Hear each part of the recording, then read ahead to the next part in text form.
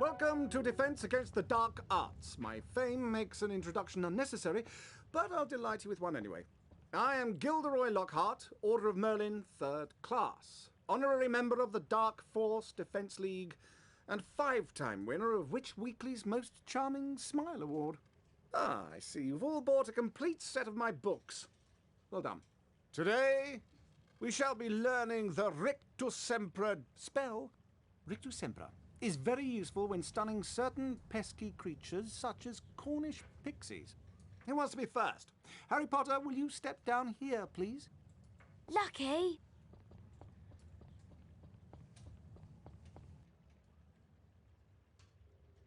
Clear your mind completely, Harry. Don't even think about me. And concentrate on the symbol in front of you. See the wand? It's going to move its way around the symbol. At the exact point when the wand passes over the arrows, hit the corresponding arrow key. This exercise has 3 parts. You must hit all of the arrows correctly in order to progress to the next round. Ready to try? Round 1, begin!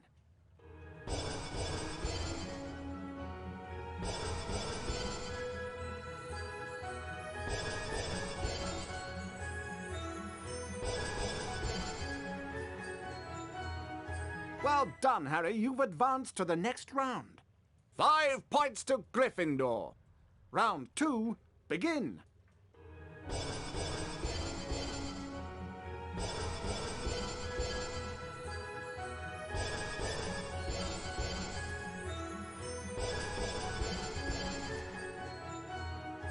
Well done, Harry. You've advanced to the next round.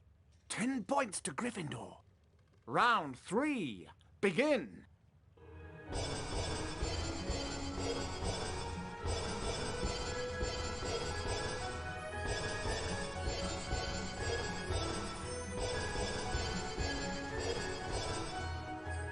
Fabulous work, Harry! Aren't you glad you've learned from the likes of me? You've now completed the exercise.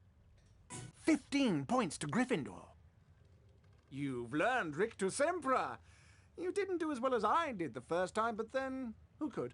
Now, how about a turn in the spell practice arena?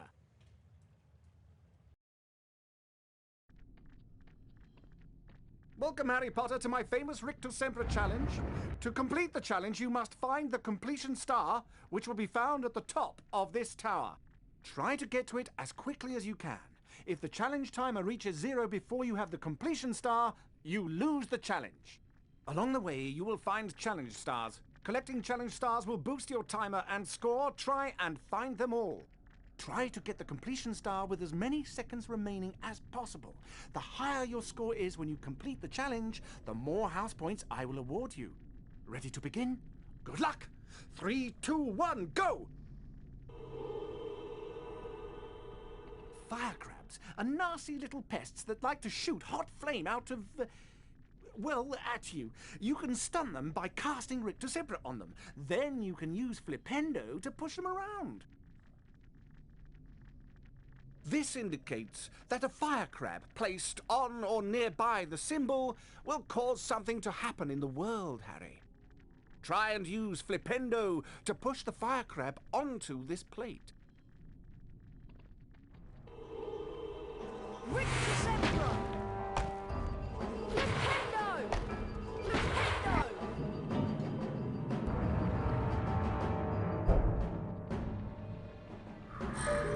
Rictus Sempra! Flipendo!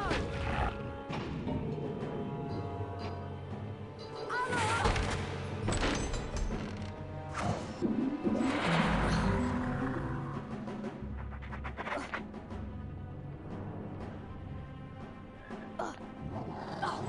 Rictus Sempra!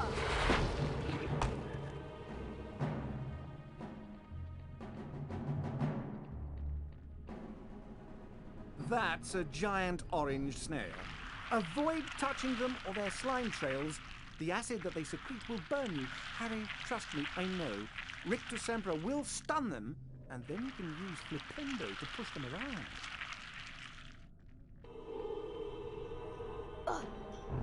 Rictus Sempra! Flipendo!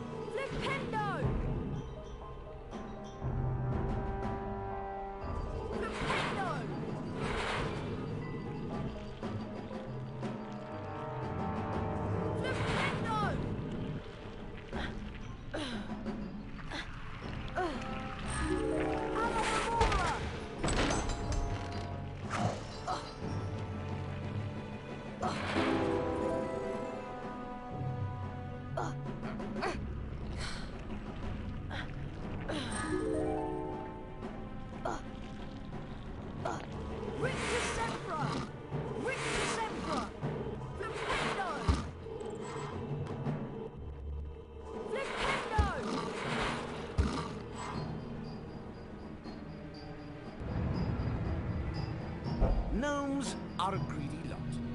They will try to steal your Bertie Bott's beans.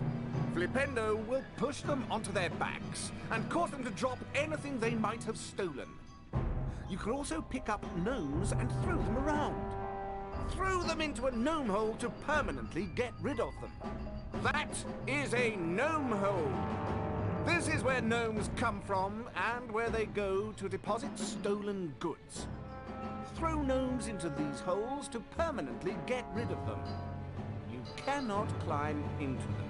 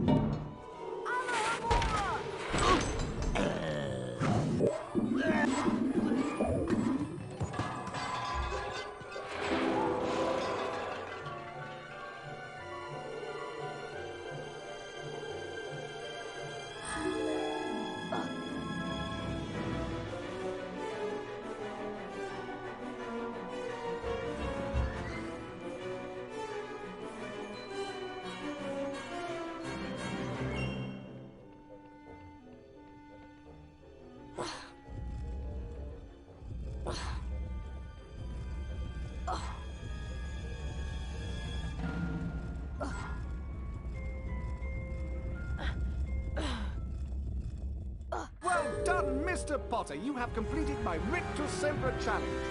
The remaining time now becomes your personal high score.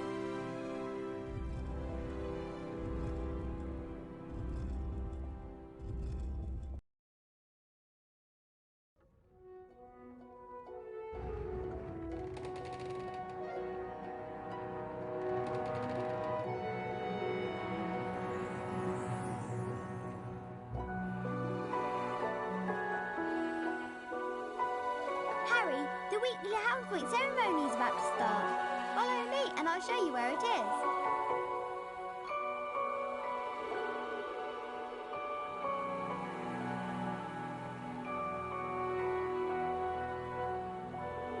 Alamora! Good morning, everyone.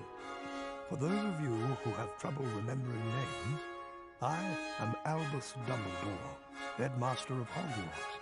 Welcome to the very first weekly House Point ceremony of the school year. The house with the most points wins a visit to the Bean Bows Room.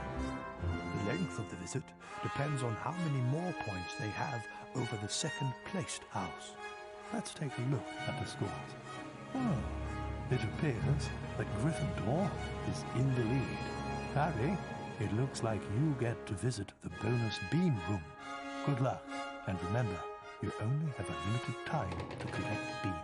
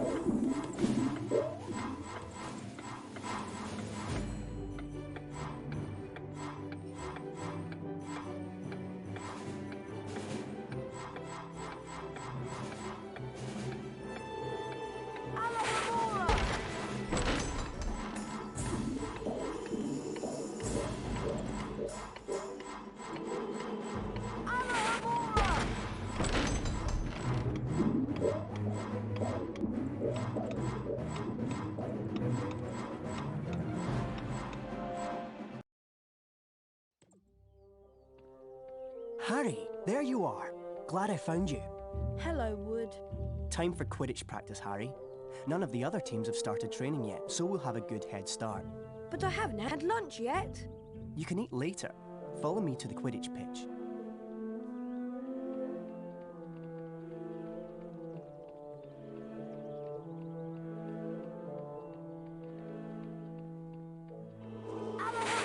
Hey, Harry, want to trade? We have the best values in Hogwarts.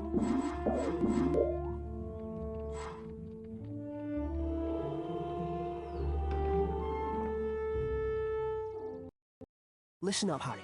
We're going to make sure we win the Quidditch Cup this year, and the way we're going to do that is practice, practice, practice. First, a quick recap of what we learned last year. Of course, you already know that the red ball is called a quaffle, and it's the job of the three chasers to get it past the enemy keeper and into one of the goalposts. But you don't need to concern yourself with that. There are also two bludgers flying around, which you don't want to get hit by. But don't worry, each team has two beaters who try to keep them away from you. Last, and most importantly, it's your job as our Seeker to catch the Golden Snitch before the enemy Seeker does. Since you've been off all summer, let's start out easy. I'm going to throw up a snitch for you, and I want you to try to catch it. Sounds easy enough?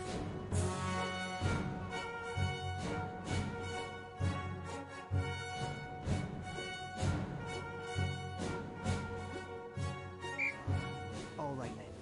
You can use your arrow keys to steer your broom left, right, up and down. Being hit by a bludger, pushed by the other seeker, or running into things can slow you down and put you further behind the Snitch. If you have enough beans, you can buy Quidditch upgrades from Fred and George. That's it, Harry. You almost got it. Now the rest of the Gryffindor team is here, let's play a mock game of Quidditch. Avoid the bludgers and the other seeker. I'm going to have a Gryffindor stand in as an enemy seeker. You'll need to make sure she's out of the way before you can catch the Snitch. Don't worry, they'll take it easy on you.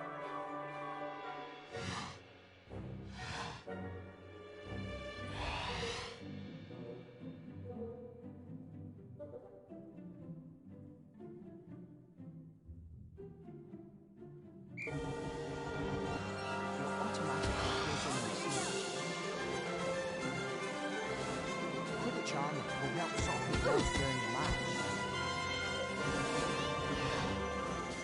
The Nimbus 2001 gives you much needed speed. Quidditch is a rough game, but don't worry.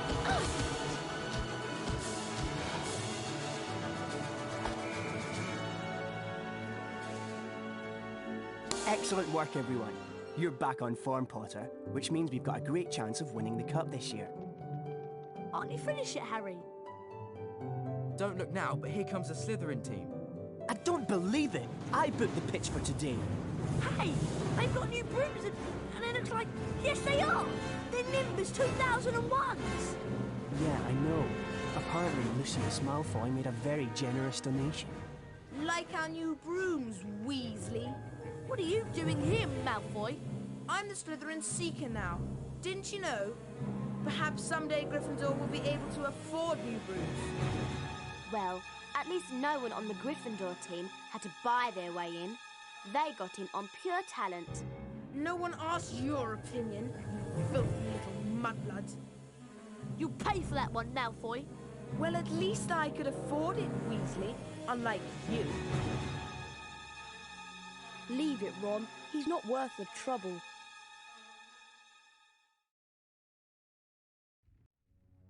Mudblood, the nasty name some wizards use for other wizards who were born to non-magical parents. And speaking of mud, October arrived damply at Hogwarts, spreading a soggy chill over the grounds and into the castle. A different kind of chill would soon set in as well.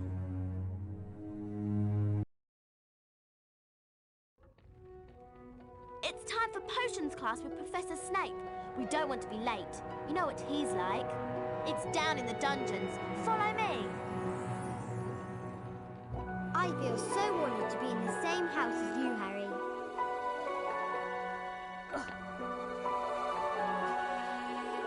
This leads to the dungeons.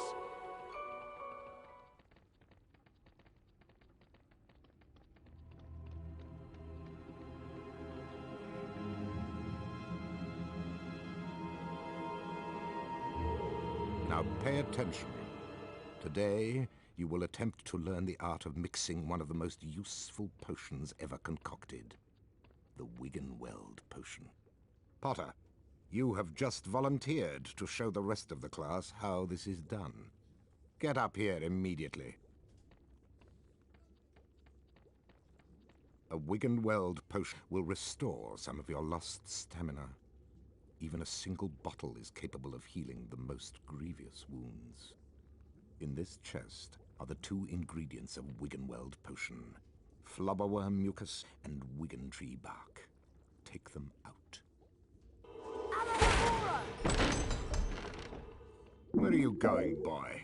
Get back over now. Walk up to the cauldron. Try not to touch the potion. I don't want it contaminated.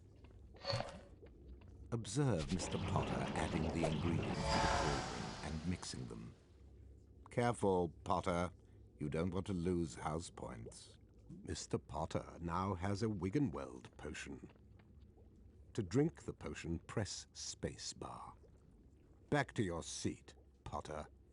Those of you who are adventurous, or more probably clumsy, will no doubt want to make Wiggenweld potions on your own.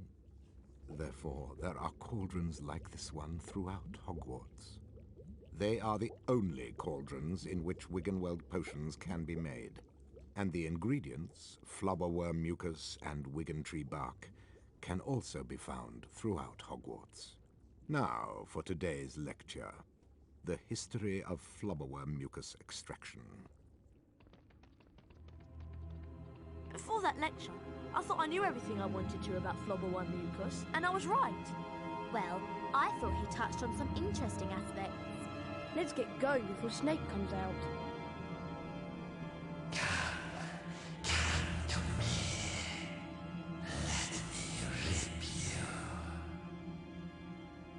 What was that? What was what? That voice. It was coming from over there. Come on.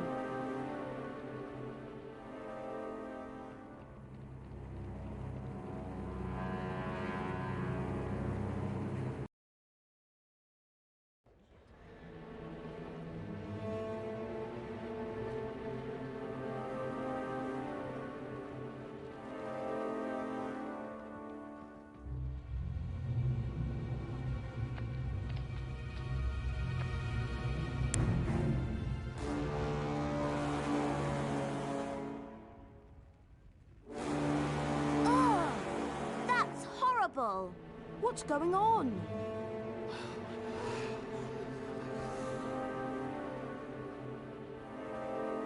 Enemies of the air, beware! You'll be next, mudbloods.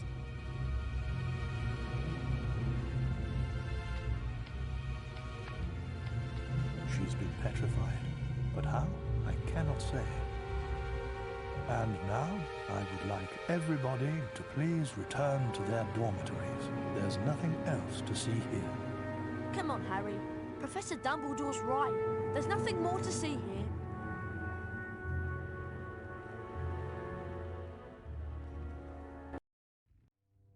Everyone at Hogwarts was disturbed by the attack on Mrs. Norris and the mysterious words scrawled on a wall. Rumours and speculations spread. Hermione in particular was especially affected. Ron and Harry became sure that she was up to something, but whatever it was, she remained tight-lipped.